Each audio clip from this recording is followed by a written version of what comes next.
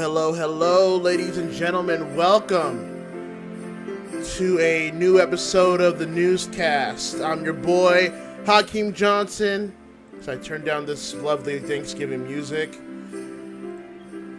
Well, happy Thanksgiving, everybody. 'Tis the season. Although I was celebrating Christmas during Halloween, so I'm already halfway there. How are you guys doing? First things first, can you guys hear me? That's the important thing. You know me, I gotta double check my shit. Let's see here.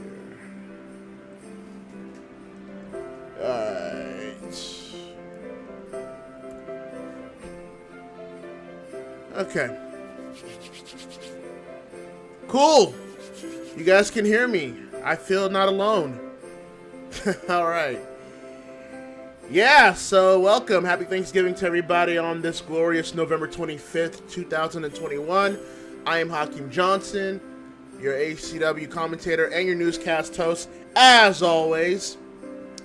And I really don't have anything planned. I know that, it's a newscast, you usually have things planned, but I really don't have a lot of things to put together or construe.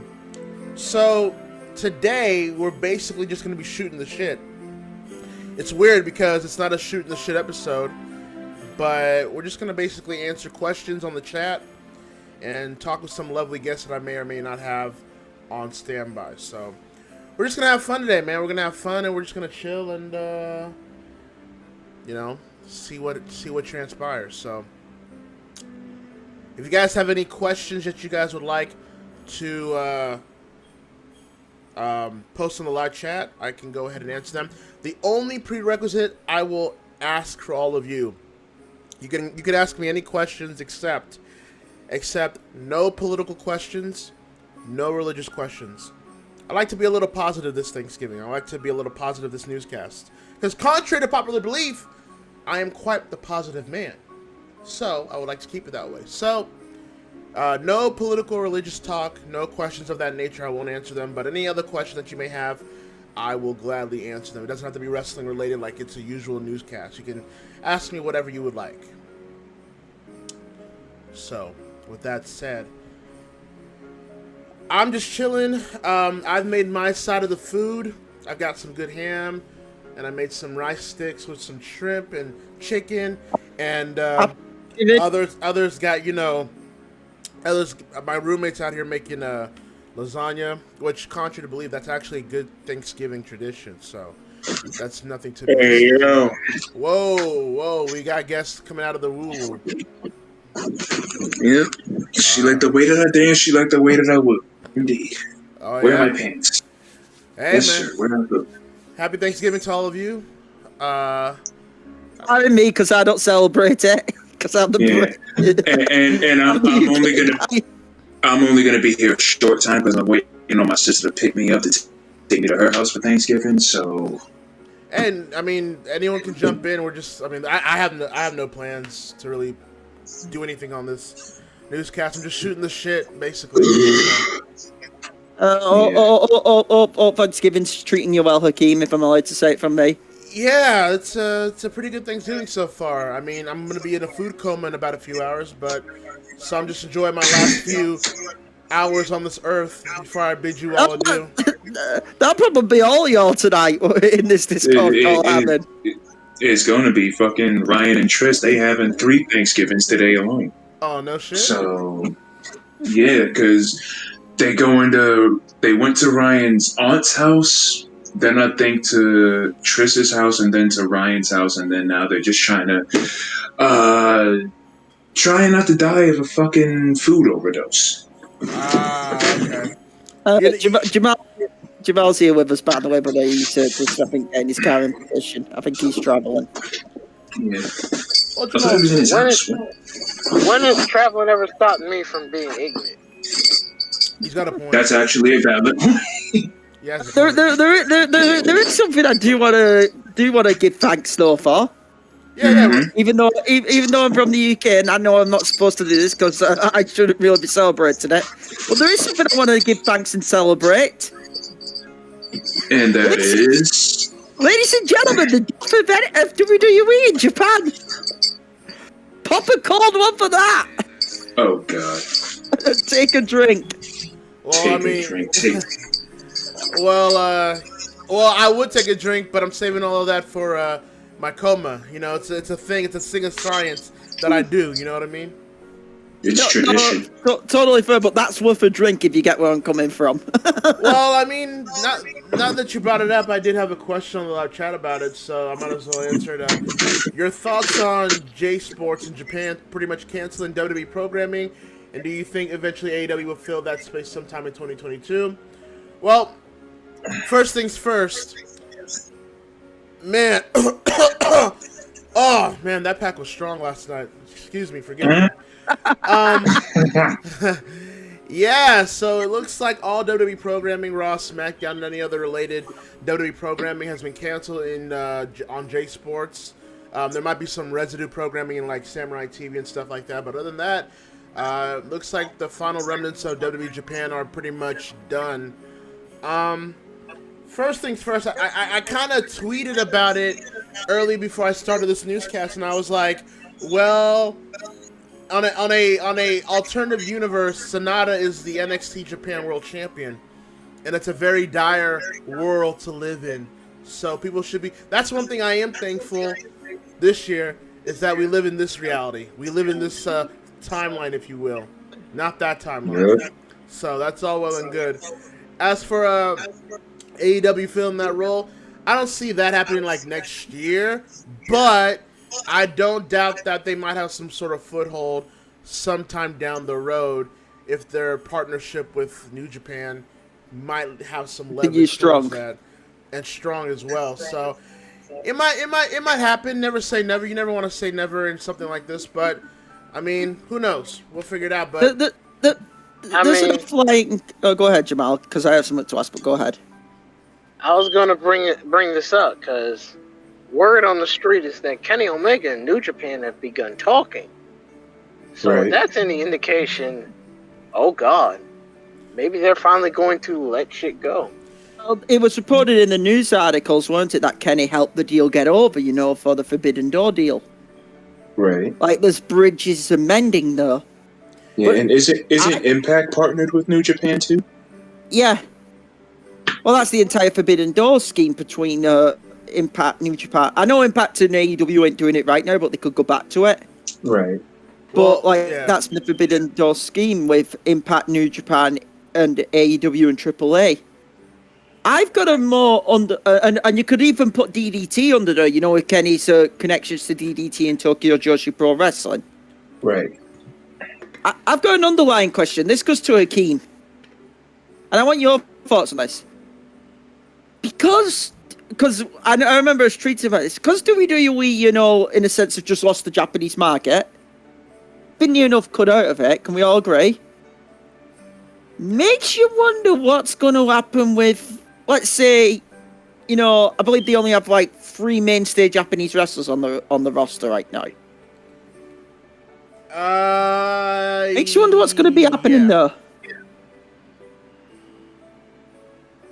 It makes you wonder what's going to happen if you get where I'm coming from. Well, I'll put it like, will they resign? Will they leave? No, we want them to leave, a few of them. Well, I'll put it this way. Go ahead. I think with Kenny Omega, he was definitely an integral part of this entire deal with New Japan and AEW coming into reality, which tells me that a lot of old wounds have healed. It's not lost on me that ever since Harold left New Japan, that a lot of these things have been coming to fruition. And it also says a lot that Kenny's willing to do business with New Japan again. And I also do think that if you pay attention, you can kind of read between the lines. I believe Sarai, she's right now back in Japan. And it could be for another reason or what have you, but you kind of might see some smoke to the fire there. Also, you know, Kairi, you know, former Kairi Hojo, Kairi Sane, she's been the ambassador of WWE Japan this whole time. And now that basically operations in WWE Japan have shut down and the programs have basically been cut off from J Sports, you got to wonder how long that contract's gonna last in terms of his quote-unquote ambassadorship. So I think Kyrie might be. She's not getting for paid long. for doing nothing right now. If I like to say it, she's getting paid for doing nothing right now. Well, I mean, they only kept her. I mean, they only kept her around just so she didn't go to AEW or something like that. It went to the point Yeah. where when Stardom did their anniversary this year, she couldn't even get permission to appear on the show from WWE. And I think that burned her, and I think she'll burn them back for it. It's possible. I mean, you gotta understand. Kyrie's always suffered a lot of injuries and concussions throughout her career, and I'm not doubting that her work in WWE in her final year pretty much put her in quote unquote retirement. But you never know.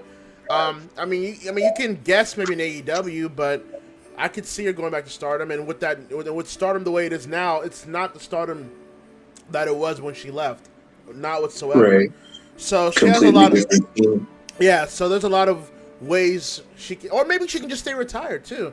That's also not really a bad thing either for her. So, I mean, we'll see. And I mean, you got Io Shirai, even though that's kind of a crapshoot. Even though I personally would want her to be free.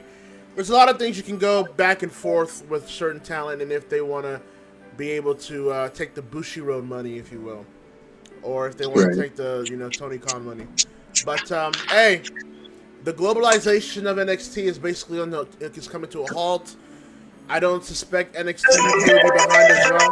Whoa. You My bad, guys. My phone Gotta go. assistant's calling me. Gotta run in here. We gotta run Yeah. I think he's gotta go. Yeah, he's gotta go. He's just at the outside. All right, no See you, worries. Walton. Later, my guy. Alright, y'all, I gotta go. Y'all be safe. All that good stuff. Use hand sanitizer properly, for the love of God. Well, it's off. Don't end up like my wife's brother, because he's a nut. I can attest to that. But y'all be safe. Happy Thanksgiving. And don't let Jamal be any more of an angry nigga than he already is sometimes. That's a fact. For the love of God. Why you gotta call He's me right. out like that? He's right. He just said that on the Am I wrong, newscast. though? I didn't want to say. Am I wrong? You Alright, gotta yo. call me out like that. All right. Later, man. It's the man, it's the fucking truth. I'm out of here. Y'all be safe, yo. Well, Wow, I can't believe you just did that live on stream. there you go. I mean, you can't deny it. Hey, look. Hey, I'm look. not saying shit, I'm white. I'm not saying shit. Yeah. Look. If you say something, then you're gonna be stuck like Austin Gunn. Oh, Yeah. wow. Well, anyways, I mean, let me see here. Let's see. Kenta versus Punk would be money. Who has the better GTS? Well, Kenta wants to finally have that match with Punk, so I wouldn't put He's it. got the US past him. title now. He's got the U.S. title. I mean, that's something Punk's wanted to do with Kenta for a while, anyway. So, what better time to do it than right now? So, who knows? Yeah, you're more than welcome to speak. We're all live here. See, what I have to say has nothing to do with wrestling. Oh yeah, we're just shooting the shit. Don't even trip, man. all right. Ladies and gentlemen, V-Pac's a bottom. That is all. Yeah. Really? Really? Damn. I mean, to be fair, we already knew this. Yeah, worst kept secret ever, honestly. Look, he ain't no Buddy Murphy. He doesn't have that gimmick. I'm drinking. V-Pac has never radiated super top energy. He never radiated the big dick energy. A lot of radiation. I wasn't gonna go there. He radiated the Italian. I could take it a step too far, so I'm just gonna be quiet. A lot of radiation going I mean, on. if we're already shooting this, you might as well. Oh shit! Happy I'm Thanksgiving, everybody in the newscast. I hope y'all are having a lovely and safe one, spending time with family and or friends. That's right, man. Anyway, like I'm saying, we're just shooting the shit, man. Like, any questions y'all got, man, we're just answering shit. I'm basically biding time until I get into this food coma. I'm basically gonna let you know right now. Like, I'm not. You're letting that turkey melatonin set in. My ham chat. What are you talking about? Oh, you had ham. Fuck you talking about? Honey baked ham, bro. Oh, Let's get honey that baked. baked, bro. My man's got baked. That's right. I'm getting baked, and then I'm got to get baked. How about that? That's a bar. Adam would be very happy to hear that. Shit. Oh, Adam would jump in here like, so Hakeem, I got this idea for you, okay? Call it the turkey baster. Oh, okay. Oh no. I have a bad feeling I know where that was going. Nah, never mind. I don't want to get cut off the stream. Never mind. I take it back. I take it back. Never mind. I'll leave y'all to it. Hey, I mean, look. That was. Hey, man. Anyone that wants to be a guest can jump in and out. I mean, I'm not even trying to hold you, man. It's Thanksgiving, bro. So, you know what I'm saying? By the way, happy Thanksgiving, Hakeem. Hey, happy Thanksgiving, my man. Happy Thanksgiving to all y'all, man. Even some of y'all in Madagascar. I don't know why I said Madagascar, but I feel like they probably need a Thanksgiving shout out too. Be hard, New York Giants. That's where Charles is from. Okay. Charles ain't from no Madagascar. He's too pale and white to be from there. The close you talking about? Hey, it's 2021. Nah, you never know, bro. He's a wild animal, though, sometimes, you know, Coles, so that's why I'll say. Black and Charles is his soul. That's not right. That is not right. And look. Look, let's not talk about putting Charles on the leash, all right? We're already going to have PETA on our asses. Yeah, I don't need that shit in my life. I don't need that in my life. Fuck PETA. I've always had that opinion. I'm sorry. Fuck PETA. Dead ass fuck. You're saying that like anyone here is going to disagree. That is true. Let's see here. Back to the live chat here. Let's see here. I thought the deal between New Japan and AEW is over. No. Basically, they're waiting for everything to kind of cool, you know, to settle down. And once the restrictions completely are gone from Japan, we'll probably then that means all bets are off at that point. So basically, it's getting better in Japan, isn't it? As well, I believe. Yeah, they're about to. They're gonna allow. I'm certain they're gonna be allowing like full capacity crowds by Wrestle Kingdom time. So we're getting close, folks. We're getting close to that whole point with that. So be patient. Next year, 2022 is gonna be a wild year. If you thought this year was wild, then 2022 is gonna be crazy. So don't worry about it. What is your favorite wrestling move? Fuck, man. That is a loaded question, man. Because like you can, there's a lot of wrestling moves that I love, man. Powerbomb. I'll just get mine out the way. Powerbomb's old school, but there's so many powerbombs now, though. You know what I mean? Do we have to defy it, or can we just go move? Either or, whatever helps you. Alright, for me, pile driver. Often better than seeing someone get dropped straight on the head. I know I'm a bit sadistic. And if I had to defy it, I would go... I'm actually not going to go cradle pile driver. I'm actually going to go arm strap pile driver, if anyone's ever seen that. Yeah, I know what you're talking about. Disgusting. Yeah, and I love it. That's pretty crazy. Fuck. To be fair. Yeah. I love me a good spirit bomb. Nothing more satisfying than seeing somebody pop up in the air and get splattered with a power bomb. Yeah. That's crazy, man. You know what? For me, I'm still a sucker for the tombstone pile driver. You know, like especially when you hit it to near accuracy. I like that, and I love me a brainbuster. You'll always find me marking out for a brainbuster when it's done properly, and also I think. You know what? Back when it wasn't a meme, I really did like the RKO. That shit was devastating watching as like a kid and all that shit. So, yeah, that's about some wrestling moves that I do. Oh, sharpshooter. If you want to go for a submission, love me a sharpshooter. But then again, that's just the Bret Hart marking me saying that, so that's not really a surprise. Here's a question. Who was the all-time best with a brainbuster if we're thinking about it? Oh, Jesus. That's a whole list of people. Damn. You could say someone... You could say... Damn. That's a Liger with his sheer drop. With the sheer drop brainbuster Liger did. Liger. Ishii. Ishii. Doesn't he do it? Generico's Turnbuckle, Brainbuster was pretty dope. If you want to go dead old school, and maybe not because it was devastating, but because at the time I believe he was one of the first to do it, and it was quite innovative, and he actually did it really safe from whenever I watched the tapes. I'm gonna go with a real old school name because I was watching, some old wrestling tapes. Dick Murdoch. That's really old school. You see, he actually perfected that move, and he did it dead safe. Yeah, I may have seen Murdoch do it like at a Mid-Atlantic one time or something. Yeah. He once did it to the most famous one was when he did it to they ran an angle in Mid-South and he did it to Ted DiBiase on concrete. Even though it's supposed to be devastating, oh my god, he may just paralyze this man. Dude, you don't ever want to take a risk.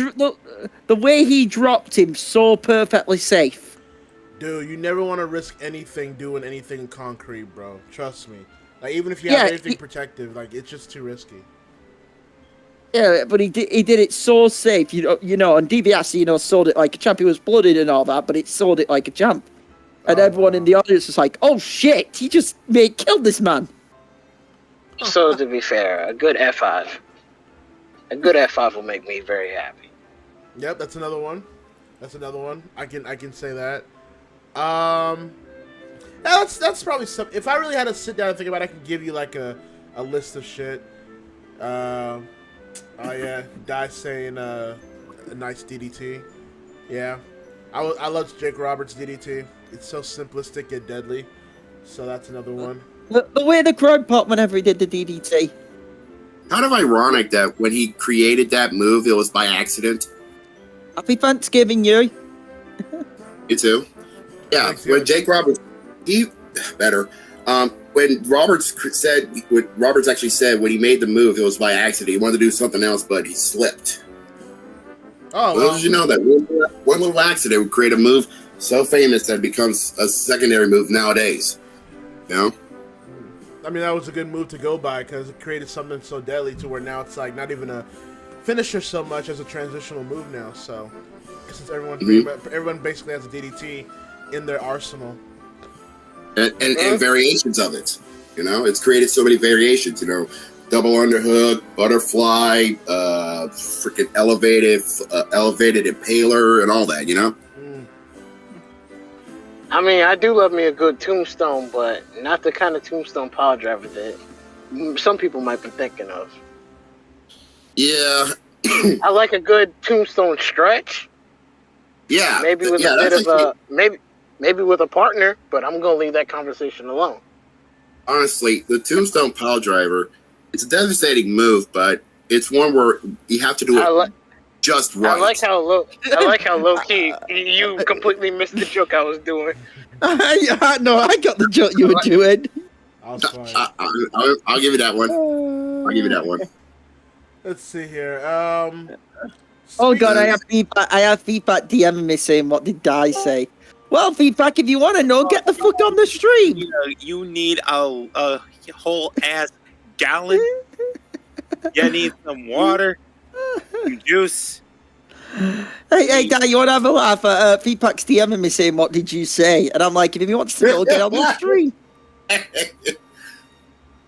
I said you radiate bottom energy. He's here. Right. What did you say? I said you basically radiate bottom energy. Bottoms up. Yo, don't ruin that song for me, man. Do not embarrass me in front of Hakeem. Wow. It's a little too Oh, for goodness sake, feedback, cheer the fuck up, Mr. Grinch. Yeah. It's fucking Thanksgiving, bro. And even though I'm not the one, shoot the shit cast. That's right. We're shooting okay. the shit, having talking fun. shit. Right. And I'm telling Jamal he needs a whole ass gallon of water. He needs he needs to drink out the Atlantic. He needs some milk. He needs Hey, look, some milk. I'll be as thirsty as I want to. He needs some milk to make his bones strong. That's right. When have I ever cared about being thirsty? If you've seen Fair me enough. on Twitter, Fair enough. Motherfucker, I hear you in these calls. I don't need to see you on Twitter. Hey! All I'm gonna say is, if you want first, just follow Joshi Wrestling on Twitter. That's all I need to say. Yeah, my 4 a.m. but- tweets be ringing. Yeah. Back on topic with finishers that I feel like are just simple enough. Another good finisher I feel like would be good enough is a simple face buster, like any type of face buster. Like the pedigree and all that, because you're literally just dropping them on their head. I mean, if you do it in a more devastating way, yeah, that'd be another one, yeah. Yeah. Or basically like a simple pile driver. Like, you remember Jerry Lawler had the spiked one, and there's also the Texas variants and all that. Yeah, I think. About that before. Yeah. Hakeem mentioned the pile driver. I was about to go Terry Funk because of the way he just made it so devastating. Alright, It's Foley. simplistic. Well, that was because Funk, slowed it down. He slowed it all the way down. Yeah. Yeah. No, And, it Foley behind the stump below, the one where he grabbed them by the shorts and did it. Funk with his Texas, Funk with his Texas style power driver. Basically, it looked like he was sitting down, but still dropping them on his head. Yeah, Funk with his Texas style power driver was just dead sore with it. Mm-hmm. Yeah. I love me a good choke slam because I'm petty. Choke slams. I mean, but that depends more on who sells it though. Like the person taking the choke slam, that depends on what how you sell it. It's basically a 2-man effort with the choke slam because the person who's receiving it has to. They gotta die pretty much. Yeah, they basically got to take a big ass dive for it to work effectively because no shit, you just let that man who's giving it do it. It's just going to take a lot of his strength. No shit, I mean, if that's the case, then I would just mostly lean towards Kane. I mean, yeah. Look, Kane did better choke slams than Taker. True. Yeah, I was that about to say. That Maven one, Jesus Christ. He bounced off the freaking canvas like a basketball. Yo, give me more cells like that. I remember. How about a nice lariat? Lariat. Lariat. Stan Hansen, baby. Yeah, Stan Hansen's lariats, JBL's lariats. Oh God, Stan Hansen is blushing right now from that lariat. I would know. I'd tweet him. There was not a better lariat than Hansen. Hansen was the moment who did it right. The only good thing about JBL was his clothesline from hell. Yeah. That was a good one, though, to be fair.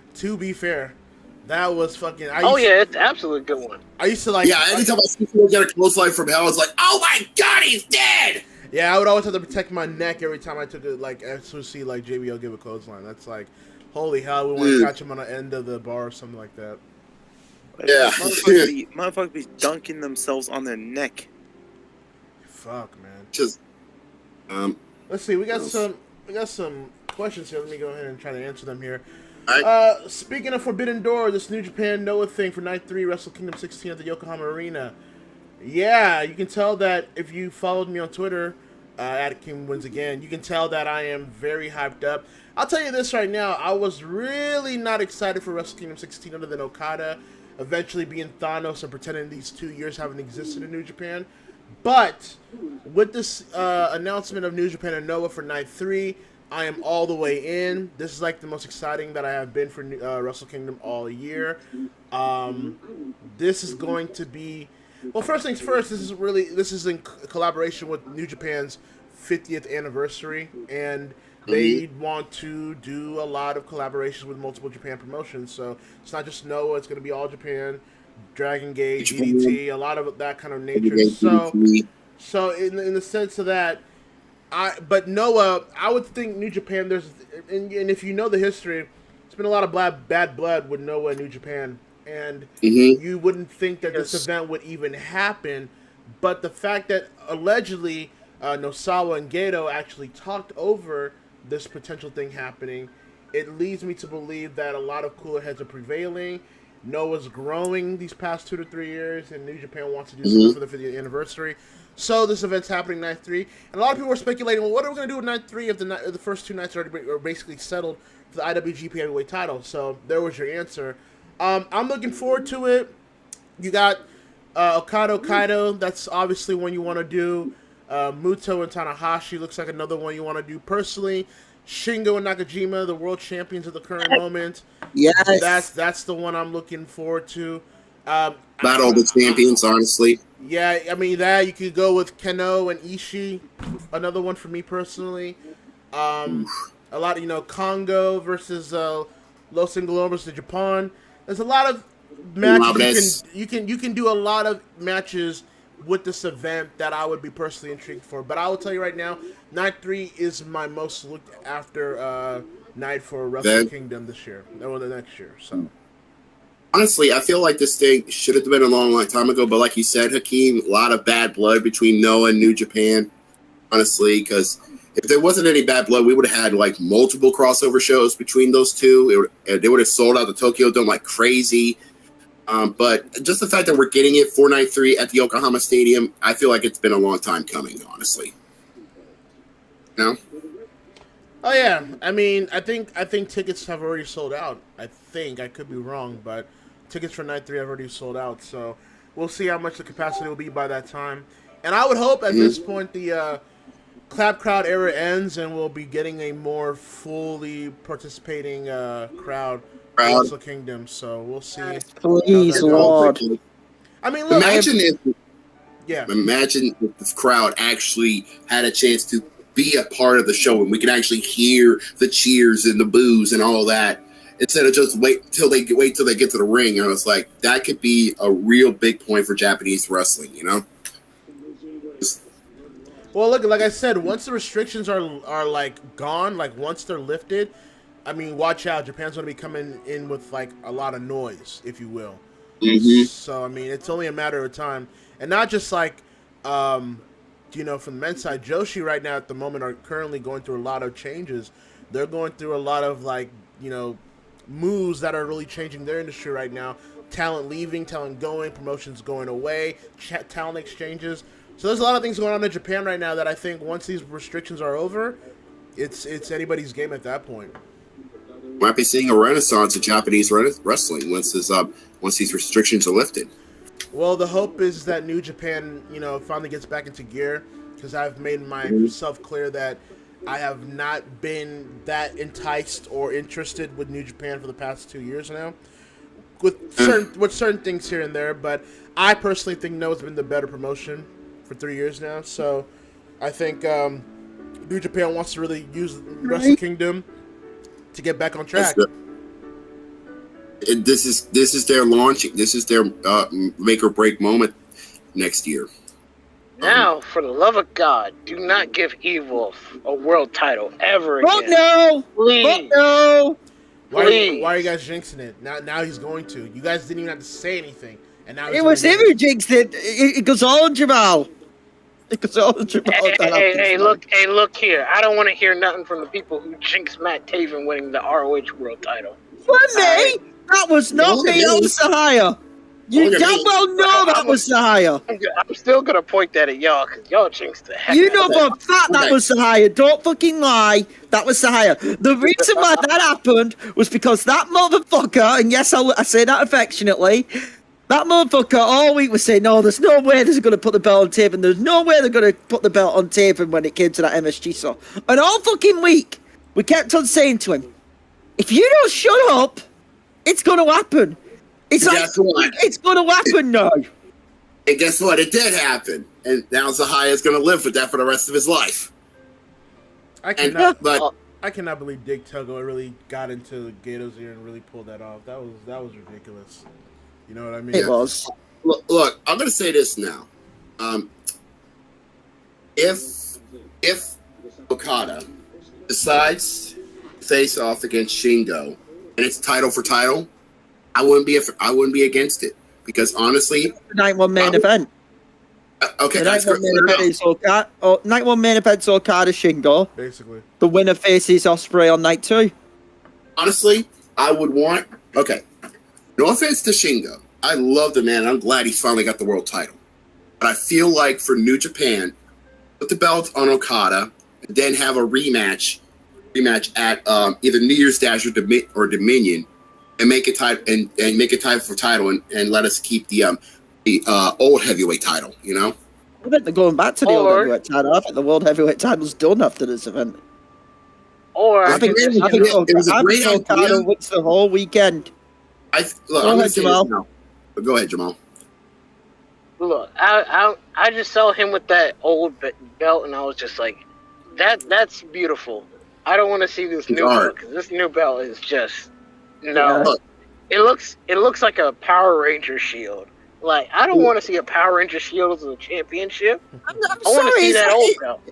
it's like they've done a B-Tech version of the version 3 belt, the Crown belt.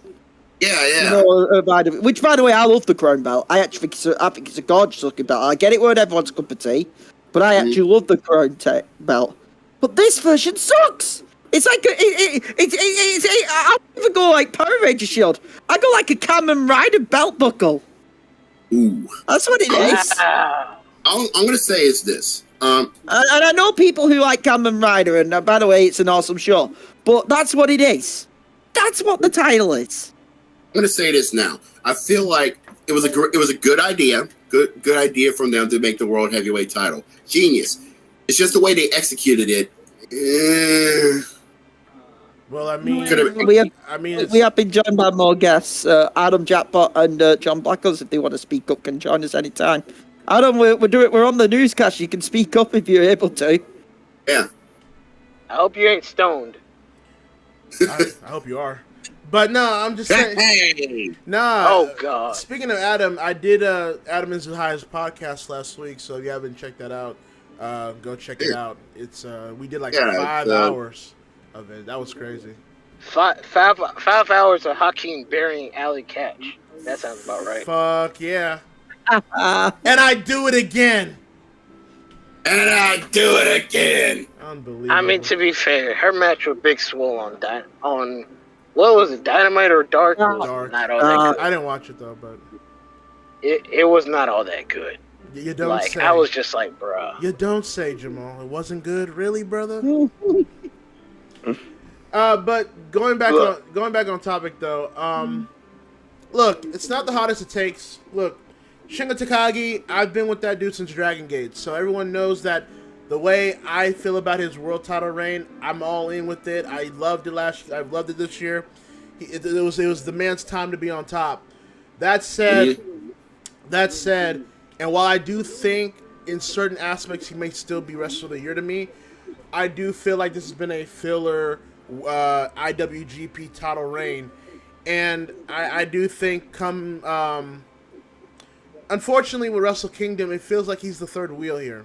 He's like the third wheel of this whole world. It basically is. It's basically that's what it is. Right. No offense to Shingo. Hell of a talent. Man earned his right to be champion. But unfortunately, he's become the third wheel man for this show because it's all going to be about Ospreay and Okada, which sucks because he's such a great wrestler and he deserves to be getting praise and accolades, you know? Yeah, yes, and to my point with Shingo being the third wheel is that he's going to lose night one. I think Okada is going to win night one to establish that not only the Aces return to the top, he's going to be the one to restore New Japan to what it was prior. And there's this whole war between the IWGP World Title and the IWGP Heavyweight Title. There's a difference between factions. So what Okada's going to do is he's going to unfortunately beat Shingo here because the Ace ain't going to lose. And then night two, I think night two he's beating Ospreay too. I don't think Ospreay at this current moment is going to be positioned to where he's going to be the top guy, at least right now. I think they're going to go in with Okada. That way Okada can win 2 main events, and then after that he can go into the Noah crossover event as the guy again. So that's what I see happening. Yeah. I think Okada beats Ospreay, but I think he beats him close to 60 minutes. I'm on about a 55-minute, 50 around a pinfall around 55 minutes. I think they go long on night two. It's gonna be it's gonna be that type of match. Both men are just tearing each other apart in a good way, and it's like it goes to the final 5 minutes, but at the end, it's gonna be the Rainmaker leaving Tokyo Dome with the IWGP Heavyweight Title. Well, here's the deal, though. Personally, yeah, go ahead, Jamal. I don't think they really need to go that long either. I was just gonna say You that. can have them go for 30 minutes. I wouldn't even push an hour. I think they go. I think they could go long to 55. If I'm being honest, if you wanted a more realistic number, I'd say they go to 45. I honestly, I'm if at it's 30. I'm thinking either 30 or 30 to 45. That's a good range. You know? Well, here's the deal. The thing is, Okada's body and age isn't getting any younger or more fresher, and the thing is that I know people think it could be a draw. And for all I can say, it could be 60 minutes too, or close to it. But I think a good 30 to 40 is probably where the sweet spot is for Okada, and I think with this upcoming Wrestle Kingdom 2, something needs to be really addressed here. I've addressed it before on the newscast, but I won't go into a deep dive like I did prior. But you're kind of in a new era of New Japan right now.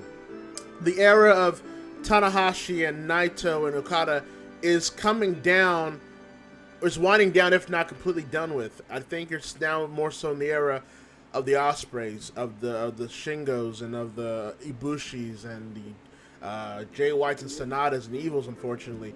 That's basically where New Japan is right now. It's a change of the guard in terms of not just the talent, but the style. I don't think you're going to be getting that classic New Japan style like you once did this prior decade, when it was like the new golden era of New Japan. I think you're going to get a more westernized style of New Japan. Whether you like it or not will be up to you at that point, but I do think New Japan's going through a transitional period that's going to see itself come to fruition, and I believe this Wrestle Kingdom is going to be the start of it, or at least it's going to add to it.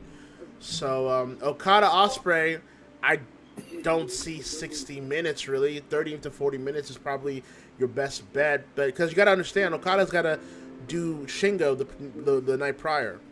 So I'm not saying Okada can't make miracles over here, but he's got to do Shingo, he's got to do Ospreay, and then he's got to do probably Kaito at the Noah crossover. So that's a lot for him to do in 1 week. So we'll kind of see where things go from there, but it's definitely a shifting right now in New Japan, and I think this whole thing with Okada and the whole Wrestle Kingdom structure, which is 3 goddamn nights, by the way, but I won't go into that again. But there's definitely a change going on, and whether you like it or not, I don't know what to tell you.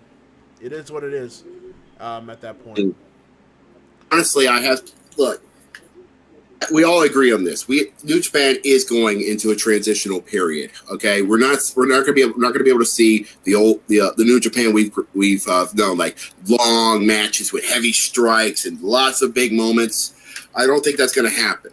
Okay, but if this is going to be their last night in this area, I feel like just send it off in a blaze of glory. You know, give us one last hurrah of good matches, and then move to the future and see what happens. Okay. No. Yes, that sounds about right. No, I can't really disagree with that. Let's see here. Thoughts on 2K22 gameplay. I won't. Here's all right. Hold on. I'm not. Look, it's Thanksgiving. I don't feel like ranting. I'm not gonna get into I'm not gonna get into one of my signature tirades, especially about this. What I will say though, is that I did see the trailer. I think that came out this week, and I wasn't impressed. I don't know what to tell a lot of you people out there that got the trailer from this game that we haven't seen an update from for months, and thought that this trailer was some sort of revelation. All I saw was really good graphic work and some returning modes like GM mode that we all predicted was coming anyways. I didn't really see any gameplay or any in-depth gameplay looks into the game that made me comfortable thinking that I'm going to enjoy this game. The thing of the matter is that with 2K22, they have to be better than good. Okay, 2K19 was surprisingly a good game for their standards in terms of, CAW work and the Ultimate Simulation, all that stuff. They actually really did a good job with that for their standards. But they got to even be better than that. It can't really just equate to that game. It can't really just be a half-ass try here. It's got to be if you're gonna hit, if you're going to hit different, right? It's got to actually be different. It just can't be lip service to get people to buy the game. And after I'm hearing rumors of microtransactions in this coming game too, I'm really not all that confident that 2K22 is going to be any different. If not, it could be a worse experience for a lot of people that want to enjoy that game. So I have not seen anything personally that makes me confident that this game is going to be any good. Maybe these updates coming up in January will maybe ease people's minds about it, but for the time being, I am completely unimpressed and ultimately indifferent about it. So I'll speak up on this happily for a simple reason. And this goes to the brothers in the call right now. I know most of them are muted right now, but Jamal was here when I said about it, and especially one person. I was very pessimistic when I saw that trailer. I was not like a lot of people are saying be positive, and all that to me. Mm-hmm. And I was like, no. GM mode, I don't mind. It's a long time thing, okay? Mm-hmm. I think the graphics look nice. I'll admit the graphics looked a bit improved. All right. Yeah. And I also saw some more of like the story mode. Like the adding 2K20. Yeah, I'm hoping we get more. I hope we get more innovative cutscenes. Like that into 2K21. And also the same with the weapons features and all that. But I could go on about that. No, where I have concerns. One, we didn't see enough gameplay. Two, I'm hoping for a couple of new match types. I get it if you don't want to do that because you want to find out the gameplay, which, guess what? I'll be fine with as well. My main concern, though, and I hope we get the option to change it, I didn't like the camera angle, which it had in the ring, the new camera angle. Mm-hmm. What was the new camera angle? I don't remember. When it was showing the Jeff Hardy Kofi Kingston gameplay, it was like a new camera, wasn't it? It was a bit of a newer angle. Was it like diagonal or was it like? It's kind of like up close. Yeah, more up close, which I didn't really like because I prefer the old one. I don't know about that. And the main one for me, and this is truth, the main one for me, and I'm adamant on this, I hate the new control scheme. I want the classic controls for 2K19. I don't want to be doing 2-button signatures and finishers. That's kind of trash. I feel like trash. I want the classic 2K19 control scheme, please. Is there? It's nice and easy for me. It could be an option. I mean, I would hope that could be an option. I hope it is. That'll make me happy. Yeah. I do not want a 2-button control scheme. No. And they're saying, wait, so that's easy and more transitional with the new game. No, it's not. Nah. The old one was easy and more transitional. Give us the one we like. Honestly, if they had that option where they can give you, like, you can change the control schemes like they do in most other games, I'll be happy with it because that means we can actually have a little bit more work to go with, Go ahead, Jamal. I'm just going to make this as simple as possible on my end. As someone who's not all that interested in GM mode, but understands that that's what the audience wanted, you're doing what you got to do. Mm-hmm. And if it sells more because of GM mode, then, I mean, so be it. But that control scheme is an auto no for me. Like, so many buttons I got to press to do a signature and finisher. And I'm like, now the complication is certain aspects of the finisher are now a bit more complicated because imagine trying to do like 3 buttons for a running finisher, which I know people are going to have. Like, that's going to be frustrating. Not to mention, not too big of a fan of the camera angle myself either, but whatever. Controls is a concern for me, and then not a whole lot of gameplay, really. Just kind of feels like I'm at the same spot I've been in with 2K20, which isn't good. Yeah. Like, that's an omen, and I don't like that omen for any reason. Mm-mm. Well, I mean, look. I mean, the good thing about this though is that, I mean, now that you have AEW coming out with a game soon, and you got like, the wrestling code, damn, Death ultraviolet. match. Yeah. whoa, Ultraviolence. You have options. So I would like to see, and I've been keeping track of what they've been developing. So, I mean, with the AEW game, it looks like it's more arcade than it is simulation, which is a very positive thing for me as someone that enjoyed the Day of Reckoning SmackDown vs. Raw series, and a lot of the things WrestleCode are doing, it looks like they are having a lot of good motion captures that are actually relative to the gameplay.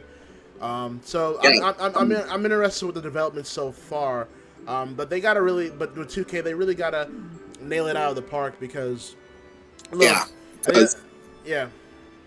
Hey, can I quickly just say something wrestling related? okay. This one's only just this one dropped a few hours ago. I don't know if anyone saw it. What's up? Eddie Kingston to be at the Hammerstein GCW show. I did hear Oh. about that. Yeah, I heard about that. Yeah, they're stacking up their Hammerstein show. I believe by Friday it's gonna be sold out. I think by Friday they're gonna sell out the entire building, or I think they have already. Yeah. Honestly, honestly, the fact that GCWs get a chance to do a show at arguably one of the biggest, well, not the biggest, one of the most important venues in North America. Oh, I'm going to treat myself to that for my birthday. That's the weekend of my birthday, so I'm going to treat myself to stay up and watch that show. Yeah, and That's a hell of a Saturday night. oh yeah. Go ahead, Jamal. It's very much safe to say GCW has become the number 3 promotion. Like ROH used to be there, but Excuse me. as far as America is concerned, they're number 3. Well, that's. I don't think that's that much of an argument. Well, I mean, look, I think people are gonna argue it because in the sense that, I mean, look, GCW, they're hot right now. There's no denying that they are the hottest independent promotion in the country right now, and they're selling hot tickets. They have all the hot, independent talents. Whether you're for them or against them, they have the hottest talents all around the independent scene. But the thing is that's going to hold them back is they still don't have a television deal. They don't have international distribution. They don't have really a solid history to where they can be a solid number 3. A lot of people are gonna refer back to Impact Wrestling. Whatever you might think of their product, myself included, I mean, they do have all that. It might not be as strong as it was back in the Spike TV era days, but they do have that. And look, I think here's what I'll say. I think if GCW gets a decent deal, even if it's a small TV deal, then I think you can start saying that. I think you can really say that GCW Basically saying that if GCW gets like say a nice little TV deal, that doesn't have to be massive. Like say Spike or it's like say Paramount or any of that. But if they just have like a simple enough TV deal where they can start getting their foot in, and they can start. Then the conversation could change. I just like them as let me be clear. I think GCW is the number 1 independent company. Can I be clear? That's I'm like, I don't really care if they get a TV deal. I just enjoy watching those shows. Like I was gutted because of the pandemic. We got screwed out of a GCW show in Liverpool, which I would have gone to be fair. Note, I'm hoping GCW come over. Let me say this as a UK wrestling fan. After 2 years of nothingness, if I'm allowed to say it, because I'm not interested in the Fed anymore, as everyone knows. For me, at least, as a wrestling fan, of 2 years of nothingness, let's just say 2022, and something to be thankful for, is I'm really looking forward to going watching wrestling next year. i.e. AEW, i.e. possibly GCW. Yeah, like I said, 2022 is going to be, I think, to me personally, I think it's going to be a industry-changing year. I think it's going to be to the likes of 1986, 1997, 2007. Pick a year that changed the industry.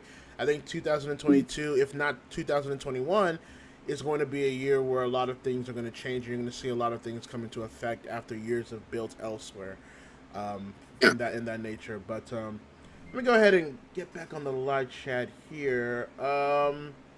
Yeah, Diego was saying, people are saying that New Japan has booked the MSG because they plan to do something in 2020, but they couldn't because of the pandemic. It'll be interesting if they can call AEW to sell it out.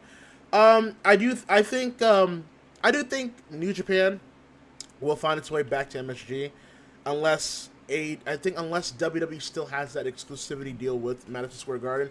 But I think they have it with Barclays now. So who knows if it's one of the others. Well, can I put it like this? If they have it with Barclays now, MSG will definitely go to AEW. Can we be clear? And even though I know what you said, you know about what did you call it? Well, they did Grand Slam.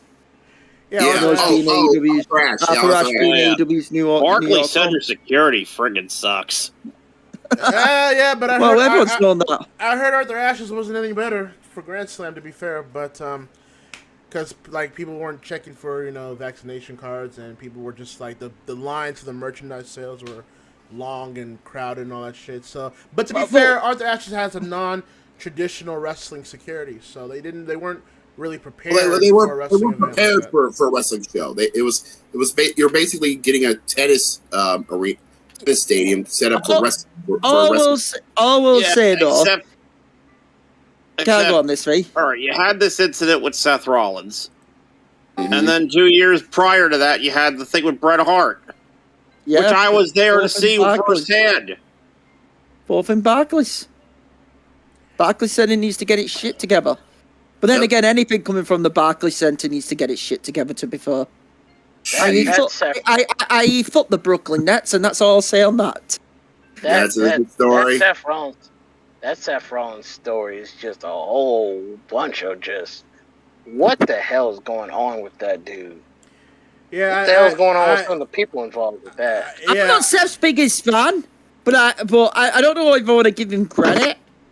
I'll give him credit for not. Like, I'm not Seth's biggest fan. Everyone knows that, but I'll give him credit because I thought I wanted to blame Seth if he stomped that dude out when that happened. Like I said earlier the week too, I was like, dude. You're when you come to wrestling shows, you're there to watch the wrestling. You're there to be entertained. You're there to interact with whatever's going on in the ring and within the ring parameters or whatever.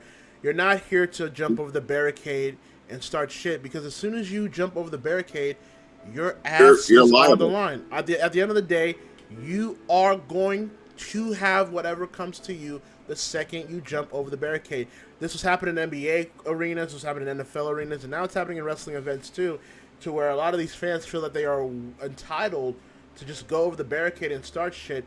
And like Hakeem said, if you know me, I'm not the biggest Seth Rollins fan in the world, but at the end of the day, wrestlers have a duty. They're actors at the end of the day. They're athletic actors.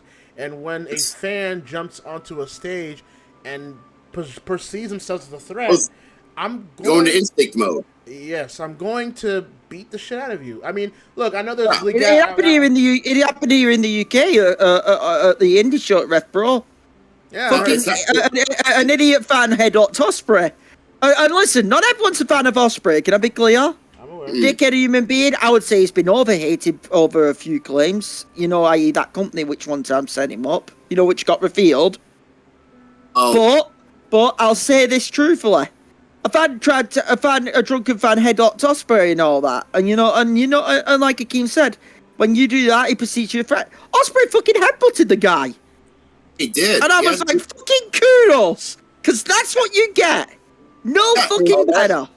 It was out of defense. It was out of self-defense. He had no choice to do that because, like we said, the second a fan jumps the barricade and goes after a wrestler, they go into instinct mode, I feel like people should have learned that from all the times it's happened in the past. Case in point, Bash at the Beach 1996, when a fan jumped the guardrail after Hulk Hogan heel turn and how Nash hit the shit out of him. I was gonna say that's not even the best example. Jacob Fatu. Jacob Fatu caught a dude lacking, and when he was slipping over past that barricade, and Fatu showed him that you don't go messing with a Samoan man. And ladies and gentlemen, once his MLW contract is up, maybe the hottest free agent ever. Okay. Speaking of that, I do believe we have a comment. I feel like a lot of us is going to be wanting to talk about. Hold on. Let Hakeem read it. Let Hakeem read it. It's his stream. Well, hold on. Save that for a minute, because I do want to address this too. That I know a lot of people are saying, well, the fan wasn't mentally well, and clearly, if you saw the clips, he did kind of have a little bit of a mental issue. But again, like I said, when a fan is rushing to me, and you have to respond in a quick order, I'm not thinking about that. At the end of the day, it's either on the person for jumping over the barricade, or it's the security for allowing that to even happen in the first place. I, at that point, cannot think about, oh, is this dude okay? Is this dude mentally there? Dude, if someone's rushing to me as a threat, I'm going to eliminate said threat. I'm not thinking about anybody else except protecting my own. Whether that's putting you in a headlock, whether that's kneeing you in your face, or that's stomping your head on the ground, whatever. I'm going to protect myself. Don't do stupid shit. Don't play stupid games, and you won't win stupid prizes. It's that simple, in my opinion. I know people are going to talk about legalities and all this bullshit. I get all that. But when my life is on the line, that means nothing to me. If you don't want to get hurt, if you don't want to be sued, keep these motherfuckers behind the barricade. Simple. You know what I'm saying? I'll pay the fine. With stupid prizes. And I wish they would learn that, but I guess common sense is not the new thing new hot thing they're teaching, you know? Nah, man. But go ahead to the comment before I get back to the chat. Okay.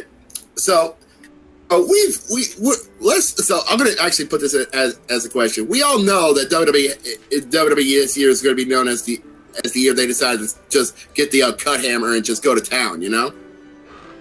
Was it 82 releases just this year alone?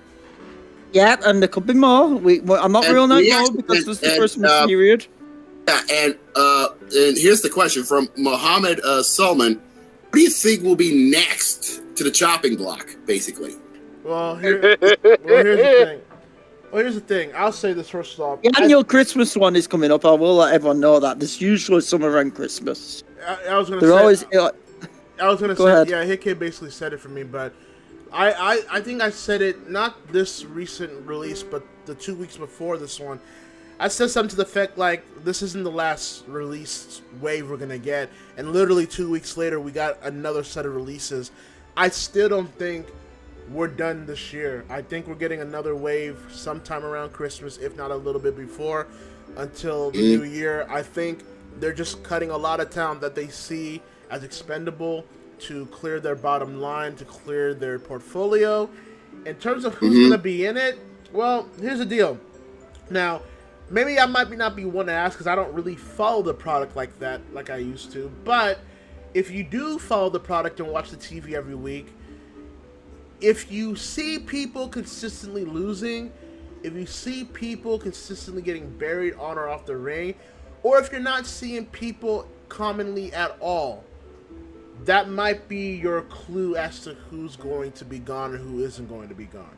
And I do think there's a lot of people on the roster that are going to fit that bill. And I know a lot of people are going to say, well, what about NXT UK?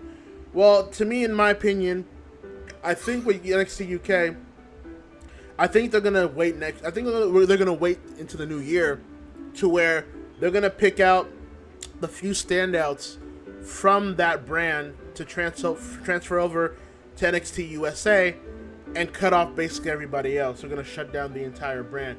If you see, I'll fucking party that day. I will be smoking a pack. I'll be pulling on If I don't know if you covered this, Hakeem, but WWE Japan's basically going down the... Yeah, we covered it first thing. First thing we brought up. That was the first question. And, yeah, because, you know, with Kaylee Ray, I mean, she's now a part of NXT here in the U.S., Walter's coming over to the main roster, looks like. So you can kind of see, like, a couple people coming slowly but surely. Those ones will be safe for the time being. Everybody else within that brand is basically going to be quietly released. And I think that'll be the full admission that the UK expansion of WWE failed when they closed down that brand. Yep.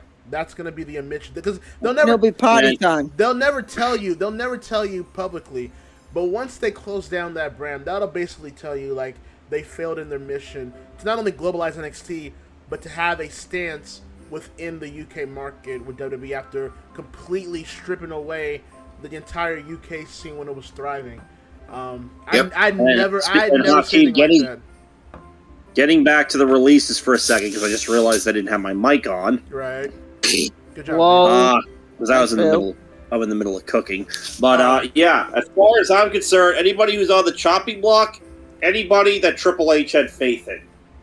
Johnny Gargano, Tommaso O'Reilly, Gargano's leaving. Candice LeRae. Well, hold on. Those are more so like their contracts are more so expiring. I wouldn't say those are actual cuts. They're letting their contracts Gargano's is done in 10 days. He's done after next weekend. Well, he extended his to last till War Games. 10 days. Yeah. Because next week was supposed to be like his like final week, but he's gonna stay and do what he has to do for War Games, and then that'll be it. But and then Kyle O'Reilly. I mean, I think his is in December too. So the big one is Kevin Owens in January, I believe. Yep. And I do believe he's Zayn in December, if I remember correctly, or did he extend it? It was December, but they had that clause where I think if you have been dealing with an injury, they can have more time on.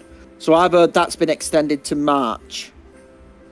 That's what I read on the sheet. But even on VPAC's point, I still agree, because even though those are just contract expiring, I think anyone that Triple H had faith in or was pushing on NXT 1.0, I think they're gone.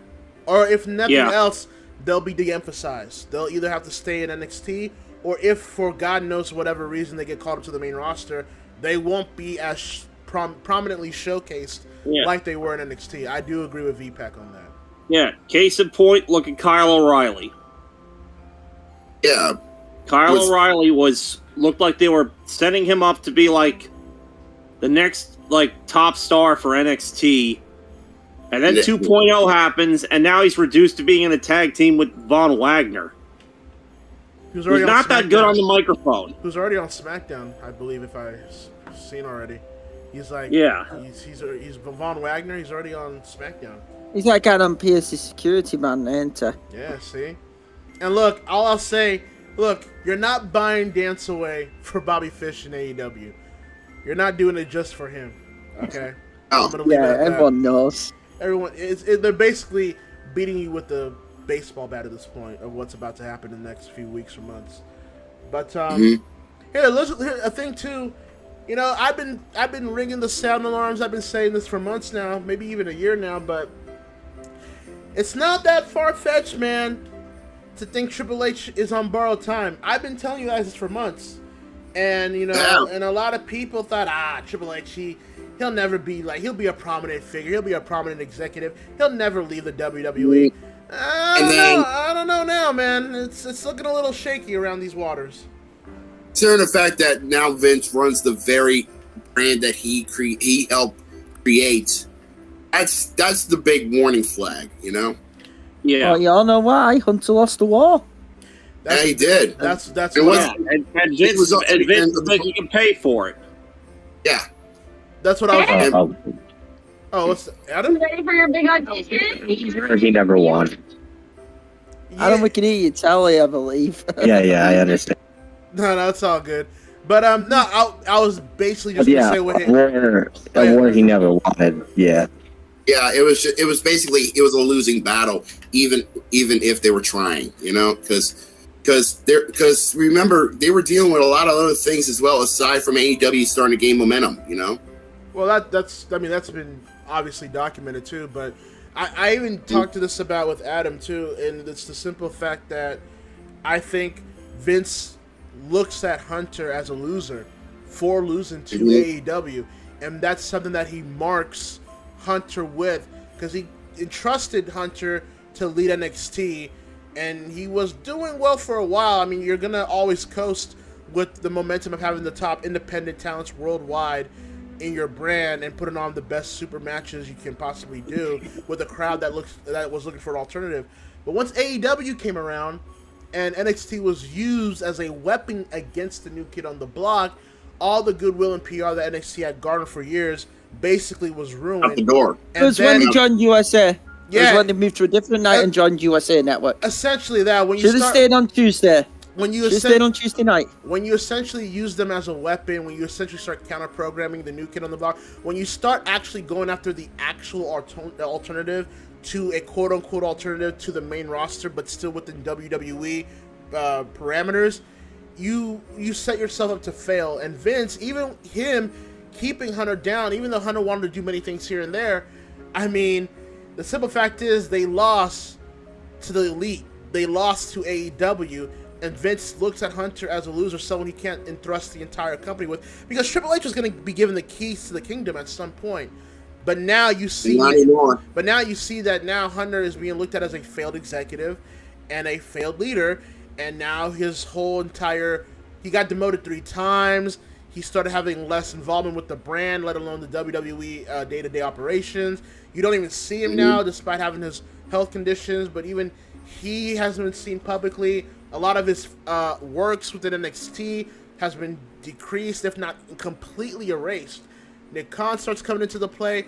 All these things connecting dots here, and it just, look, I'm not the biggest Hunter defender, if you will, but I understand people thinking, oh well, Hunter got a raw deal of all this at the end of the day because he was the guinea pig. He was a smokescreen to cover a lot of the bullshit of the structures in the WWE. And like I said, I mean, maybe Hunter may not never leave, but it wouldn't surprise me if at some point Hunter says, you know what, I don't need the stress. I'm peacing out. Let me get my money. Let me live my life, and let me just leave as an executive. Yeah, basically retire and let him enjoy his retirement, which he deserves. Yeah, it's very clear. Out of all the bullshit that he's been through as of late. Right. Health-wise, production-wise, and all that, he's still a man who helped make wrestling what it was today in North America for the Fed and Vince McMahon. So he deserves at least the chance to retire and actually enjoy his life being a father. It's a double-edged sword with Hunter. It really is, because while you can say that, he's also responsible for screwing over quite a few people. Absolutely. That is true. He was known to hold the golden shovel. So, in one way, I don't feel bad for him. On the other hand, it's like you were set up to fail from the beginning, and you should have known. Yeah. Because your dad is an idiot. Correction. Your dad needs to step away. Father-in-law. Yeah. Well, here's the thing. I mean, at the end of the day, I mean, Hunter will probably do like his once a year WrestleMania match and all that, but I think you're gonna see a lot of de-emphasizing of everything Triple H did for the past decade, especially in terms of NXT. It just, look around you. I mean, look around you. All the talent that Hunter pushed in NXT, they're nowhere to be found in NXT 2.0. You don't see William Regal anywhere during War Games season. Samoa Joe apparently is DOA. It's very clear what's going on here, and it's unfortunate, I guess, for him. But I'm on Jamal's side here too, in the sense that I'm not really crying tears for Hunter either. But at the same time, how could he ever succeed if he was always destined to fail? Set up to fail. It sucks. But another question here. Let's see. Swerve to AEW. Yes. I mean, I would. Yes. I would. Okay with that. 100%, yeah. 100% yes. He's one of the ones. Personally, I prioritize Steen over Gargano and Swerve. But they're coming. No, I agree. I agree when Steen comes free, but Swerve will be on the market first before Steen. But the thing too is that like people like Steen, if they do leave, their spot's already there. I'm more so talking about like the free agents right now. And honestly, there's a lot of them from these past 2 weeks, 3 weeks anyways. I would probably go for like maybe at minimum 4, at maximum 8 out of all those people that were released that I would bring into AEW if I was Tony Khan. And Swerve is definitely one of those people that I would bring in. As long as you can trademark fucking Ain't Nobody by Shaka Khan, I'm all in. We need to hear that song again. It's a great song. The second we hear that in the Independence, it's going to be the biggest bomb of all. It's going to be the biggest pop of all pops. You know. Yeah, the man's. Yeah. When he wrestled here in the UK, you know, when he wrestled here in the UK for OGT in Ireland and all that. Mm-hmm. Whatever that song, and I know it's the same in the US, but all the UK fans, we'd all sing the song. Like everyone in the building will be, you know, singing the chorus of it. It's a great song. Enough. It's a fucking tune. But I mean, yeah. No, but, let me see here. Oh shit, where did I lose my spot? Oh, yeah. Oh, the Frenchman posted something on the live chat.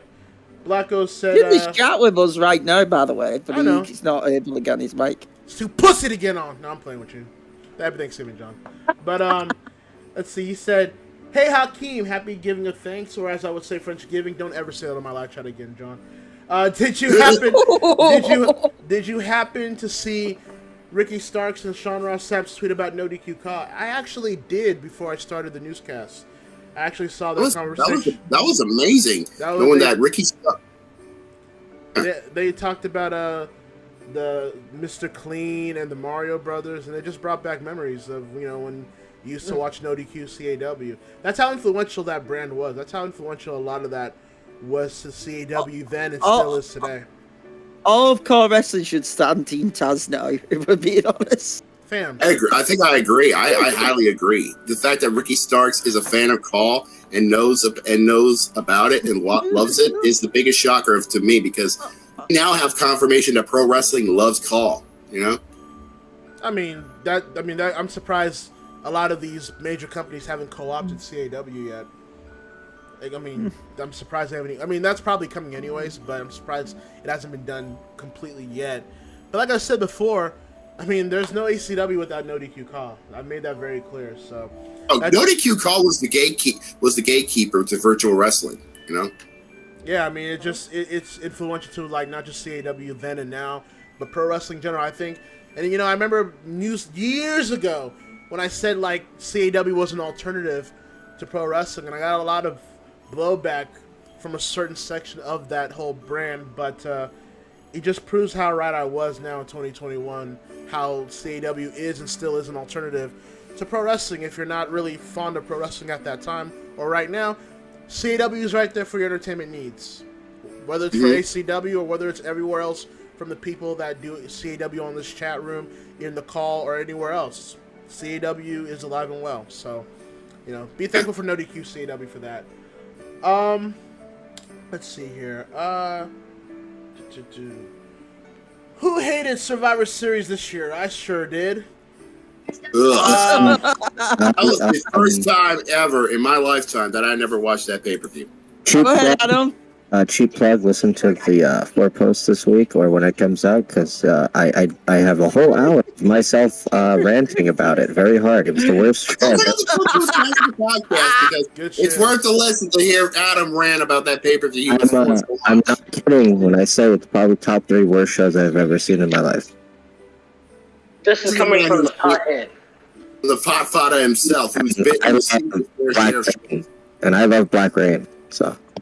Wow. I didn't watch it. Whoa, Dallas. Sorry, I'm just watching the Thanksgiving game, and Dallas just gave away a penalty on 4th down, which is going to give Raiders first and goal. Sounds like the Cowboys to me. Probably loving it. Sound like Fuck you, Cowboys. Good job, Dallas. America's team, of course. Yeah, I did. Can we just? Yeah. But back to the Survivor Series. Anyways, but horrible show. I didn't watch it, obviously, because first of all, why would I? And then 2, it really felt like a filler pay-per-view from what I saw. I saw enough of the clips that were around on the internet to where I was like, okay, I've seen enough. And that says something about the Fed in 2021, when one of your big 4 pay-per-views, the one that's been around for over since 1987, since 87, over 30 years, and it's this. Well, here's the thing. I think it's time to glorify bragging rights now. That's all I'm going to say. I think it's time to get rid of the Survivor Series.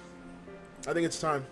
I hate to agree, but I have to because Survivor Series it's lost its touch because we all know because it's not what it used to be, and now I feel like I can't do it anymore. Well, it's not just losing your touch, but there's just no point anymore. There's really no reason for the Survivor Series to exist. If you want to bring it back as a TV special or something, that's one thing. But for an entire pay-per-view, it just comes off archaic now because at the end of the day, these brands don't matter. You're not fighting for stakes anymore. The fans know that these matches really don't mean anything in the long run. So why have the Survivor Series anymore? Once upon a time, I may have fought against getting rid of it back when they were actually talking about getting rid of it. But now it's like I don't care. Now it's like, yeah, go ahead, get rid of Survivor Series. I mean, Money in the Bank is basically your fourth pay-per-view that you treat as your big four pay-per-view anyways now. So you might as well just make it that. And look, I saw what I saw. I mean, I won't rant either. I mean, like Adam, I won't rant either because there's really no point. But I will just mention a couple things from it. One, yeah, folks, the Big E title reign's coming to an end. It's getting to that point where this isn't working, and I tried to warn you. I know a lot of people loved the cash in, and to be fair, it was a great moment because Big E deserved it. But I told you guys that night too, like, don't enjoy this moment while it lasts because they won't capitalize this. You know better that they won't do justice for this title reign. And unfortunately, and it's not even his fault fully, it's just that the ratings haven't reflected on it, low tickets have been not reflecting on it, and they haven't been booking him as a strong champion. No one bought that Big E wasn't equal to Roman Reigns in terms of world titles. No one bought it, and he loses clean to Roman on Survivor Series. That just kind of tells you what they think of Big E. You can have him do all the media interviews, you can have him do all the boxing appearances all you want. The fact of the matter remains is that Big E isn't a world champion, let alone a star for WWE. And I think we're getting close to the point where they're probably going to take the title off of him. And unfortunately, it's looking like it's going to go right back to Seth Rollins, which is it's a crazy fucking thought to think of. But yeah, they haven't done right by Big E, and it sucks. But this has been worse than even Kofi's title reign. Someone's got to say it. And it sucks. Kofi's title reign was a feel-good moment. Yeah, that's what you're going to remember for it as, is a feel-good moment and nothing else afterwards. Also, look, I know people said I think Becky and Charlotte was the best match of the night.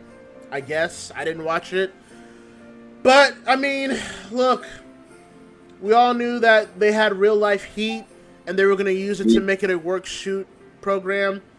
And they still managed to fumble the ball in the sense that they made it very clear it was a work shoot instead of just letting things play out naturally. And I don't know. I feel like those two. I've been very clear that Becky has kind of stunk since coming back, and Charlotte's basically, she doesn't give a fuck anymore. She's basically on I can get fired. Who cares? So, I mean, it does nothing to me. She probably just biding her time so that she could go be with Andrade. But see, I don't know if she even makes the jump, though. I mean, you're not wrong, V, but it's like, I don't even know if she will fully commit to it, because, like, I think Charlotte's I'll say this. I see one horsewoman making the jump to AEW this year. Maybe not this year, but by the end of this, what do we know?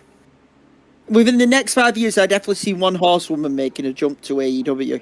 I think I said that on Adam's podcast last week. But I don't think it'll be Charlotte. No. I mean, I'll say it. I thought it was Bayley, but I think Bayley. That's exactly who I've got jumping to AEW in a couple of years. Yeah, it's pretty obvious. I think she'd be the one to, and I think out of all four of them, like, I think it'd be the best one. It'd be the dream for AEW if they landed her. I think it makes sense. I think it would make sense too. I think she would. I think in terms of like revamping her entire like character and career, I think AEW would be the move for her. Honestly, you know. Well, here's another interesting thing though about if she does go to AEW. Hold on. I actually need to counter Hakeem right there. why don't she, like, you just said revamping her entire character and career. To be fair, before the injury, and this is just truthful, let's just all be honest, Bayley was the fucking MVP of the pandemic era for WWE. True. I will hear no fucking difference on that. I don't want to hear the Romans. I don't want to hear the Drews. No. For me, if you were looking for entertaining stuff, which I thought Bayley was the most entertaining person during the pandemic era of WWE. And I loved that I loved her. I know originally she had the face character, which everyone loved in NXT. Realized it didn't get over, into this, didn't fully get over in the main roster. She transitioned to being a heel, which was snarky, annoying, and quite bitter and quite evil sometimes. And it was like you wanted to see her, get beat up, if I'm allowed to say it. And she's and I'm the horsewoman. She's the best fucking promo out the four. I don't care what anyone tells me. She's the best fucking speaker out the four on the mic. She really is now, is she? Huh? Yeah. Yeah. All right. Well, there is one other thing. If she goes to AEW, I don't think it's like a rebuilding of her character. It might be another revolutionizing of it. Okay. But here's the because thing. I think if she goes to AEW and succeeds, she and I know this will sound damning, I think she goes levels above the rest. Levels. All right. Well, there's one other thing that I forgot. I was trying to mention. No, you can go ahead. Yeah. Bayley at AEW would be, well, how would she feel working along with Aaron Solo? Rex. Well, they broke up amicably, weren't anything issues about it? Money talks, motherfucker. Yeah. Don't do that. And they broke up. And by the way, they broke up amicably. Here's it weren't like he cheated on me or she cheated on me. Well, here's the thing, man. People gotta understand in real life, relationships can come and go. It doesn't have to end on a sour note. As long as you are professional in your job, and it doesn't affect what you do in said job, I mean, it's not going to be an issue. I don't think so. I mean, here I will say this about Bayley. That the whole heel character that she did before she got injured, and at this point, even her babyface character, either one won't work in AEW. She's gonna have to completely change again. I agree, but I think she can do it. No, she can. I'm just saying she can do it. I'm just saying that AEW is basically a promo promotion. You've got to have a good set of mic skills and charisma to convince the AEW crowd that you're one of them. You look at around you, all the AEW people that are on top or near the top, for the most part, they're basically promo killers.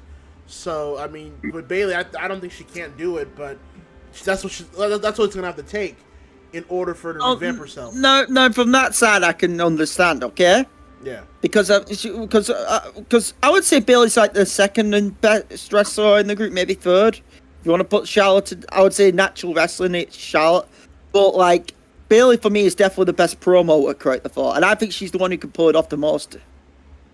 Because she's already proven she can pull it off, if I'm allowed to say it. I think she can. I think if you give her no limits on the mic, I think she'll be absolutely deadly. I think so. I think you're not wrong. Go ahead, Jamal. I'm gonna be honest with you. I've been more on Sasha and Bayley than I have been on Becky and Charlotte. Same. I kind of view Becky and Charlotte as the lower end of the horsewomen now compared to Bayley and Sasha.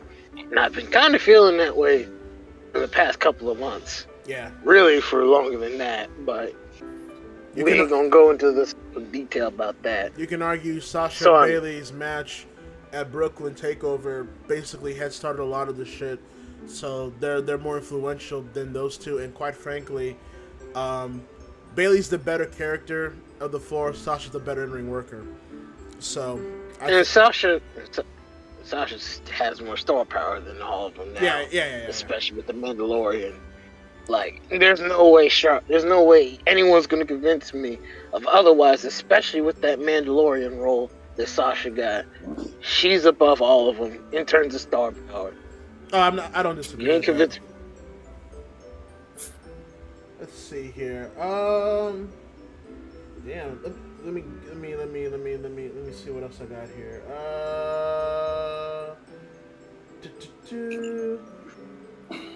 will the AEW game have create a wrestler, create a show, create an arena mode in it? Well, we gotta see what else happens. We gotta see more updates from the AEW side of things before we really can speculate on that. I would hope they will. I mean, because the thing is, with a good wrestling game, you have to have a very good CAW mode. Period. So, we'll see when we get there. GCW on cable might be interesting. Yeah, but here's the problem though. Like, they're gonna have to strip down a lot of things to meet certain cable standards and and practices. So, I mean, if you want to strip down if you want a watered down version of GCW, then you can go ahead and wish for that. But that's what happened with ECW on TNN, and look how that ended up. So, what is up with wrestling fans being dumb? Yeah, that can be another hour.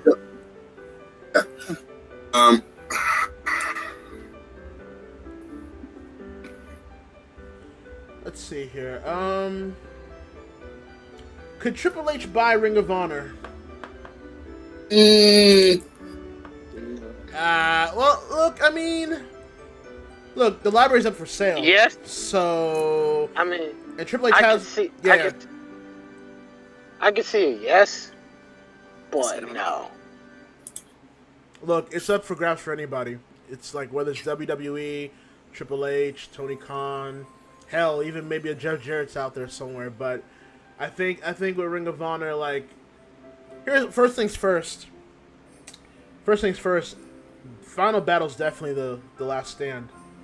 It's the final hurrah. Yeah, it's definitely the final event, at least for this this version of Ring of Honor. And I will be watching it because there's a lot of history with Ring of Honor that I have to watch it. But I mean, you're seeing a lot of the Ring of Honor talent, making decisions. Lethal just made the jump to AEW a few weeks ago. Gresham starting his own little wrestling league in Atlanta. A lot of free agencies going around elsewhere. So the Ring of Honor video library is very valuable. Very, very valuable. And, with WWE, they're in a different type of wave right now. So I don't know if buying a Ring of Honor library will do them justice, but maybe they want to, just to say that they did. But then I can also see Tony Khan saying, you know what? We have a lot of former Ring of Honor talent in our company. Let's buy it so we can use that as a way to add to our inevitable streaming service and our own video library. So there's a lot of ways you can go about it. Or maybe Sinclair could be selfish and just say, no, we're the owners. Because there's still money to be made from Ring of Honor's video library. But basically, after Final Battle, we'll get a lot of answers is what I'm getting at. We'll probably have a lot of questions answered after Final Battle in terms of what's going to happen with Ring of Honor and everything and everybody involved. But again, I want to just say, it's just sad. It's sad that Ring of Honor is basically one foot on the deathbed here because, one foot in the grave and the other on a banana peel, basically. Yeah, because, a lot of these releases now, and it's like, there's going to be a lot of free agents. This might be the biggest free agency pool in a long while. And with no Ring of Honor here, it's like, that's one less promotion to work in. So the slim pickings are slimmer even. Yep. So, and there's really only 2, if not 3 big companies that can really guarantee you contracts. And everything else is pretty much basically on paper appearances. So, hopefully most, if not all, can find another job heading into the new year because I'm sure it's probably rough for them at the moment. But yeah, Ring of Honor, man, But the thing about that is that we all knew for years that this might have been a possibility. Anyone that followed Ring of Honor, we all knew like this is eventually going to come. This is eventually going to happen, and it's kind of crazy, a little bit surreal that it's become the reality now. I was there when there were those dark periods of Impact, and if they were going to close down, I was watching it, and to see this happen to Ring of Honor, it's just, I feel bad for them. I really do. And that actually leads to a question from Eris. Who do you think from Ring of Honor is going to WWE? You know, there's I have an answer. Yeah. I was gonna say there's some viable candidates from Ring of Honor that could head there actually. But yeah, go ahead, Jamal. This is gonna feel so wrong for me saying this, but you know what? I don't take things gentle. I just go ahead and shove it in without any type of Vaseline. So do it rough, like I usually do it. Kenny King. All right. His shucking and jiving ass is probably gonna end up down there. Who? Kenny King. Yeah, I was about to say. You missed the shuck and jive for the Fed. The beatdown clan gonna reunite over there or something?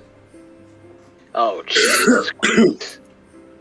They're gonna call themselves the beatdown business, and I'm gonna be like, that's pretty dope. I'm not gonna lie, but yeah. I mean, it is good, but yeah, I know. Kenny King. Yeah, I know. Yeah, I feel like that's the big one. Kenny King going to the Fed. I'm gonna keep it a buck too, and y'all might not like what I say, but I'm just being realistic. I'm not really picking favorites. I'm just being realistic about the situation. I could see a Bandito there too, boy. I can see a Bandito there too, because he's exactly what they'd be looking for. They're still looking for that elusive Hispanic superstar that they haven't had since Rey Mysterio and Eddie Guerrero. And Bandito is somebody that has all the tools they would be looking for. You know, he's got lucha cred. He can work the Western style as much as he can the lucha libre. He's got a marketable look. Yeah, I could definitely see a Bandito there. I wouldn't want him to go there because they wouldn't do it justice, but the money's the money, and the security's the security. The green's the green. Yep. I'm going to be exiting out, and I'll leave you all to it for a little bit, okay? Okay. Happy Thanksgiving, Hit Kid. Thank you very much, my man. Yeah, but I would have said Dalton Castle, but he's kind of shot now. Yeah. He's kind of injured. What's up with Dalton? He's kind of just, his body's not there anymore. He's kind of injury prone now, so not the very best of looks for him per se. You know what I mean? Okay. Who do you see having more success in AEW, Keith Lee or Shane Strickland? I love my boy Strickland. That's if they even go there. I love my boy. Yeah, that's assuming that they both go there. I love my boy Strickland, but I'm rolling with Keith Lee. I would think it'd be Keith Lee. I think he's a ready-made main eventer in my opinion. I think if both of them came to AEW, Keith Lee you can instantly put in the main event scene. Same thing with Strickland, but I think he would be more suited for the TNT title for now, and then move his way up to the main event if he's that consistent. Keith Lee you can instantly just boom right there to the main event. So you can stick that big thick black motherfucker in your main event, and I wouldn't complain at all. I don't think a lot of people would complain, honestly, man. Honestly, I'm going to say this. Kid made a good point about this. I think big signing that AEW needs to get from ROH is, if I remember correctly, Shane Taylor, right? Because he was saying that he was one of the best talkers in ROH today. And they say you put him in AEW, he can shine well. I agree, but I don't know for sure because I have not seen any Shane Taylor matches in ROH. But that's just my opinion. From what I've seen from Shane Taylor for the years I've kind of dipped in and out of Ring of Honor, he's gotten better. He's good now, but I wouldn't say great. I mean, let's put it this way: like, I'm taking Keith Lee before I'm taking Shane Taylor. Let's put it that way. And being one of the best mic workers in Ring of Honor, that's not anything to sneeze about or anything. But when you go into AEW where there's like a plethora of great mic workers, great promos, I mean, he'll have to stand out in a lot of ways compared to the top promo guys in that company. So, Yeah. Punk MJF. Yeah, we just saw two of the best, and Punk destroyed MJF, and it was awesome. yeah, I almost forgot to talk about that. Just to talk about that for a minute. God damn, what a promo! That was like two heavyweights boxing to a nice round of 12, and god damn, that was some great professional wrestling television, as JR said. Yep. Look, I know people aren't fond of the 20 minutes, the 20-minute style of opening promos because the WWE has done it so much for the years, and most of them haven't been good. But I will say that promo, as long as they don't do it regularly, I'm fine with it. But those two doing that promo for 20 minutes, I was like, give them another 10 minutes. This is some great shit. Like this is like a match in the form of a promo. Like these two are just going back and forth, and like VPOC said, I thought Punk was the better of the two, but that is no discredit to MJF. I thought he was hitting body blows himself, but man, Punk made you realize he still has the microphone in his hands. Like you kind of knew Punk still had it. But just to see that he can still command a crowd, tell a crowd what to do and not to do by his positioning and the way he dictates his voice and the way he got out certain lines, it was just a work of art. And I think for someone like Punk to let himself be in that type of promo with MJF for 20 minutes, it shows that Punk is truly impressed with MJF's work at 25, and that MJF is going to be one of the top stars in the business once he gets on top. Once he's officially on top, I think. I think that's to be clear. You know, that fucking line about him being a Miz, that was just God. No. My favorite one is the only way you're going to be on top is if we all wait around for Tony to have a daughter that you marry. Yo, the look on his face, he knew he was defeated. Or the MJF response was like, I'm going to give you a verbal beating that lasts longer than your UFC career. calling CM Punk PG Punk and saying you might as well be preaching hustle, loyalty, respect. There was I like yelped loud. I was like, yo! I was like, I've watched that promo at least in full 8 times now. It's so fucking good. I need to see it. Dude, I might have to watch it again after this newscast because it's like that may be one of the best things in general I've ever seen from AEW. That's how great it was. It was two dudes just grabbing a microphone and saying, "Let's say the most petty shit we possibly can." And oh god, beautiful. Maybe some bullet points here and there, but that was basically off the cuff. They were just going at it one on one. It was like, it was something to behold, honestly. Oh yeah, absolutely. Man, I can't wait for that feud, man. I can't wait to see what else they can do. Now I'm totally invested into that. Like, that just tells you how great they are as promos. Let's see here. Why is Naito ducking Nakajima? Look, I don't know if Naito's ducking Nakajima, but I will say, as a man of Nakajima's kind to kick someone's chest in red, I don't blame Naito if he is ducking. Let's put it that way. But he's a beast though, so I won't doubt him. Let's see. Sasha won't jump to AEW because she don't want the smoke from Kiera Hogan. I never got that whole thing. I never got that whole like alleged beef that they both had. It might have been like some disagreements here, but I never got the whole beef between the two. I think that might just be an internet thing. Let's see. I want the Briscoes to AEW in 2022. Yeah, Briscoes, I don't know, man. Briscoes is like, it's basically a crapshoot. I don't know if they would go or not. I think they're the GCW tag team champions too. So I don't know. Yeah, they are the GCW tag champs. Yeah, so maybe they might just roam around the indies for a while. You know? They might.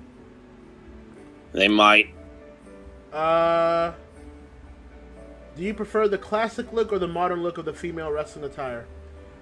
I mean, what do you define classic? Are you talking about like 2000s? Because I wasn't tripping about those attires. I'll put it that way. But, you know, it's not like y'all can't... Look, a lot of you horny motherfuckers, it's not like y'all can't click on Pornhub and get your shit off. You know what I'm saying? Exactly. You know what I'm saying? Or X-Hamster if you're a very sophisticated man. But I'm just like... It's like...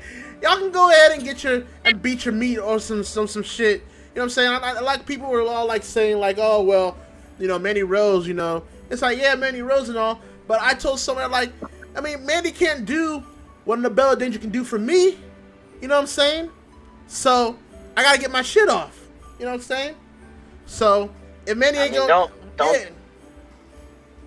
don't bring this conversation up to Walter, because then we gonna have a whole different category of problems. That's true. Hey yo, I saw Fam list his. I saw dude list his top 30 male porn star list last night, and I was disgusted. I was like, Fam. I was like, Fam. Are you well? What? I swear. What? Man, I saw one of these dudes I follow. He just listed his top 30 male porn stars. I'm like, Fam, you are a sicko, bro. I was like, you are a sicko, my man. My man, I was like, what's going on? I was like, what's going on with your life, bro? I was like, what's happening with you, bro? What the? My man. Do you have Karen Lee as number one? My man. I know he did this to Wash. My man listed these names that even I wasn't aware of. I was like, that cannot be a real name, bro. You know what I'm saying? That nigga had Yakuza, and I'm like, yo, you are a nasty fuck, bro.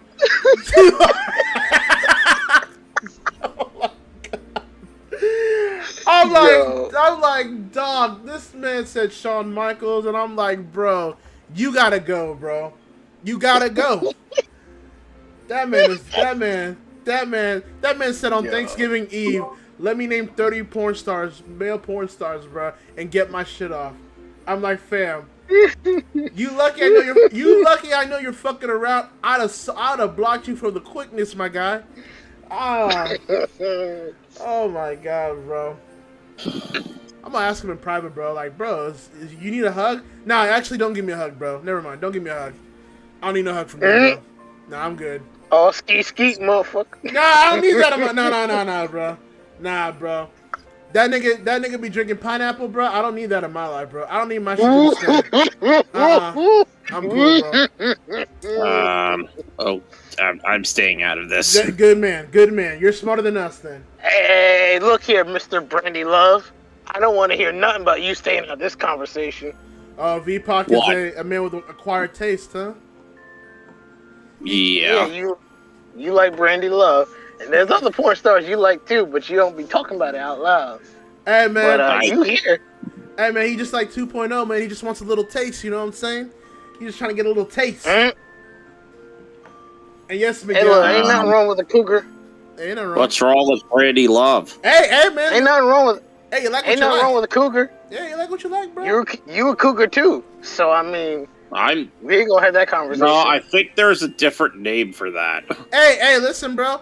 I was a kid too. You know what I'm saying? Jada Fire got my shit off, so it's okay. We can all admit our truths here. You know what I'm saying? All right. Yeah. All right. I ain't gonna call you a cougar, but I'll call you a White Panther. That's right. V-Panther. That's that man, bro. V-Panther. Oh no. Oh no. Oh boy. Now you're just giving me material. That's true. I am. So, and yes, I can't wait for the rest of the VW guys to hear this. Hey, you're welcome. They gonna hear about it. They're gonna hear about it real quick, actually. I just want my residuals, man. That's all I'm asking. If that's the case. Yeah, I'll take that nickname. And yes, Miguel, I am a Thai Conti guy. Hey, listen, man. I'm more about the cake than the milk sometimes. Sometimes you need a little bit of thick, sometimes you need a little bit of thirst. It depends.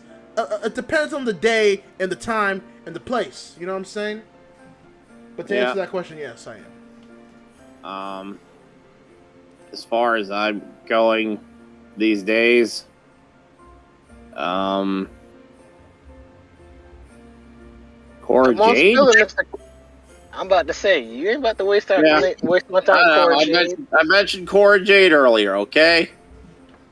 V-Pack like the freaky spooky. Okay, I got you. I hear you. Look. Yeah, I'll leave it at that. Look, all I'm gonna say is, if I had a even somewhat realistic chance, I'd be like, "Hey, yo, Sky Blue, are you trying to see what this Sky Black can do for you?" Oh my god, bro! I like Sky Blue. Sky Blue. You like Sky Blue, but I like Sky Blue in a whole different meaning. That do sound like a porn name too, Sky Blue.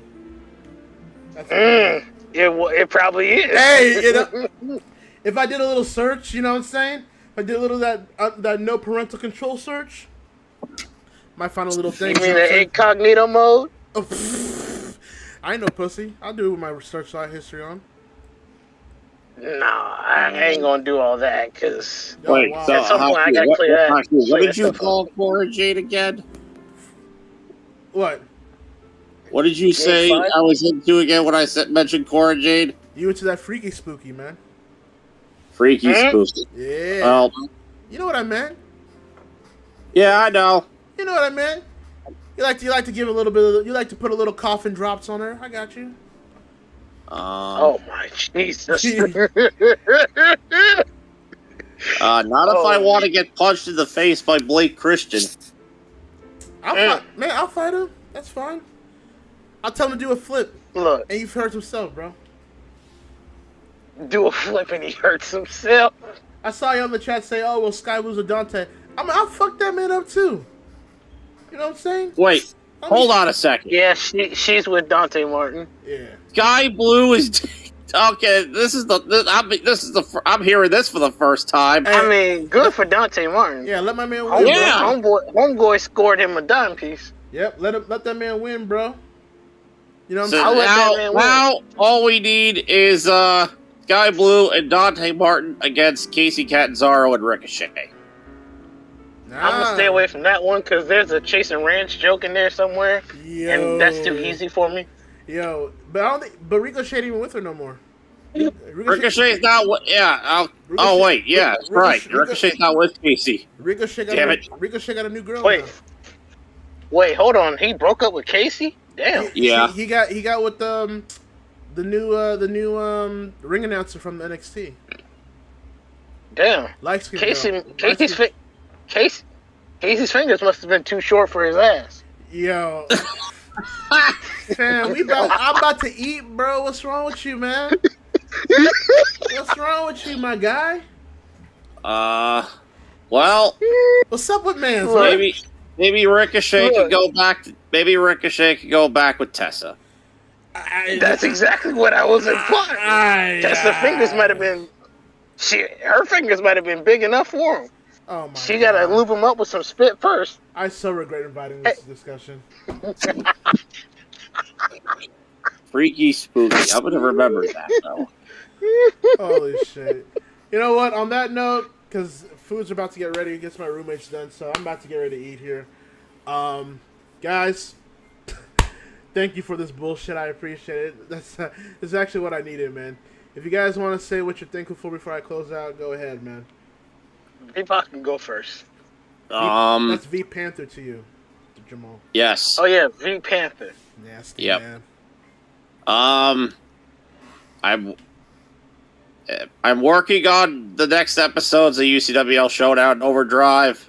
Hopefully they'll be out sometime next week. I'm gonna need all y'all peeps to be supporting the youth. VCAL All-Stars doing their shit. And I'm also need y'all to not get fingered in the butthole by racists. By people with questionable choices. With that note, thank you guys. Thank you thank you for closing out this Thanksgiving episode of the Newscast with finger banging. Appreciate that. I'll catch y'all when I catch y'all. Thank you guys. Okay. All right. Later, yo. That's what you get for inviting people on the Newscast. Well, at least you guys learned a little bit about each and every one of us. Some freakier than others, but that is the holiday spirit if you're into that kind of stuff. So, anyways, what I am thankful for before we close out here. If you guys want to post what you're thankful for in the chat, you guys can go ahead and do so. But to close out, what I'm thankful for is that I got to live another year on this earth with the people that I love and the people that I enjoy being with. I am thankful that I get to be a part of a hobby that I've been a part of since 2006, and that's been able to let me create some of the best content that a lot of you have been able to see with CAW. I am very thankful for ACW and a lot of things that it saved me from in my life. I'm thankful for pro wrestling, quite frankly, being the best it's been in a while and the future that it has going forward. I'm thankful for my family.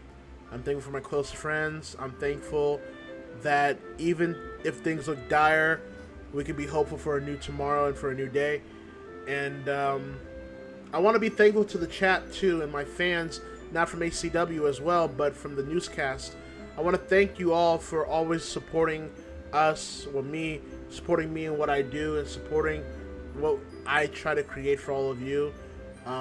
It's just something that I enjoy doing, and I want to thank each and every single one of you for making this to be one of the best things that I do every single time that I log on here. So I'm just very thankful that I'm here, and I'm thankful that you guys are here with us.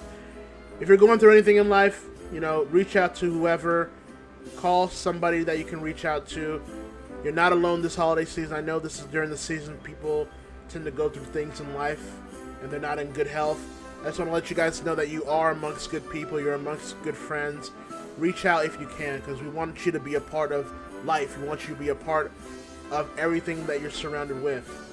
So I want to just wish that. But that's it for the Newscast. I am getting ready for food.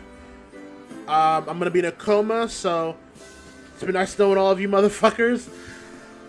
We'll probably do a Christmas edition next month of the Newscast, and I'll probably do another Newscast before that as well, so you'll get some content. And ACW, I'll try to get some stuff out by next month, hopefully. If not next month, at the start of the new year is when ACW will likely come back as well. So, with that being said, thank you for your questions. Thank you for all you guys that have done today. Enjoy your Thanksgiving, enjoy your week, enjoy your family, your friends, whoever you're with. Enjoy the food, enjoy the life, enjoy everything in between. And I will see you guys when I see you guys. Until then, this is Hakeem Johnson telling you all to stay cool and happy Thanksgiving. See you guys later.